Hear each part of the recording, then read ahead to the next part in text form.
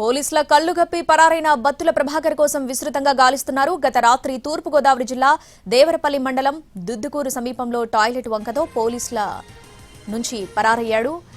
విజయవాడకు చెందిన ఎస్ఐ ఇద్దరు కానిస్టేబుల్లో ఎస్కార్ట్ గా ఉన్న సమయంలో టాయిలెట్ కు వెళ్తానని చెప్పడంతో ఎడమ చేతి హ్యాండ్ కప్స్ తొలగించారు. ఇదే అదునుగా వారి కళ్లు కప్పి ఎస్కేప్ అయ్యాడు. అతడి కోసం వేట ముమ్మరం చేసిన పోలీసులు 10 ప్రత్యేక బృందాలను రంగంలోకి దించారు.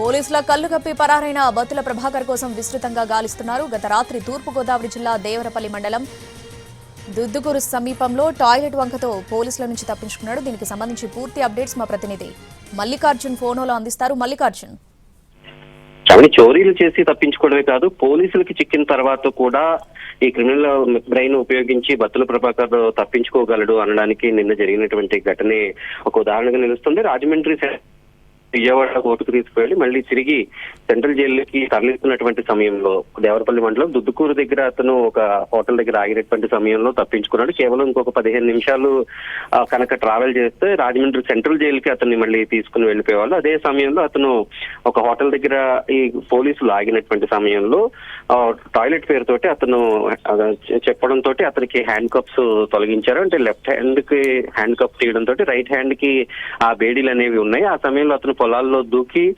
తప్పించుకున్నట్టుగా అయితే పోలీసులు చెప్తున్నారు. దీనికి సంబంధించి ఇప్పటికీ 10 బృందాలు అతని కోసం తీవ్రంగా గాలిస్తూ ఉన్నాయి. అయినా ఇప్పటికీ కూడా అతని ఆచూకీ అయితే దొరకలేదు. తెలుగు రాష్ట్రాల్లో అతనిపై దాదాపుగా 42 కేసులు నమోదయ్యాయి. అలాగే కర్ణాటక, తమిళనాడు, కేరళ రాష్ట్రాల్లో మరొక 44 కేసులు అతనిపై ఉన్నట్టుగా మనకి సమాచారం అందుతోంది. గతంలో ఈ ఎక్కడైతే హైదరాబాద్ లోని ఒక పబ్ లో కూడా పోలీసుల పైన కాల్పులు జరిపినటువంటి ఘటనలో కూడా అతను నిందితుడు. అయితే ప్రస్తుతం పోలీసులు అతని విషయంలో నిర్లక్ష్యంగా వ్యవహరించడంతో ఎవరైతే విజయవాడ నుంచి అతన్ని తీసుకొచ్చినటువంటి ఎయిర్ కానిస్టేబుల్స్ ఎవరైతే ఉన్నారో వాళ్ళిద్దరినీ కూడా సస్పెండ్ చేస్తూ విజయవాడ కమిషనర్ ఒక డెసిషన్ కూడా వాళ్ళని ఇద్దరిని కూడా సస్పెండ్ చేశారు. ప్రస్తుతం ఇటు తూర్పు గోదావరి జిల్లాలోని దేవరపల్లి మండలంతో పాటు అటు రాజమండ్రి, ఇటు విజయవాడ, ఏలూరు పోలీసులు బస్సుల్లో సోదాలు చేయడం, అలాగే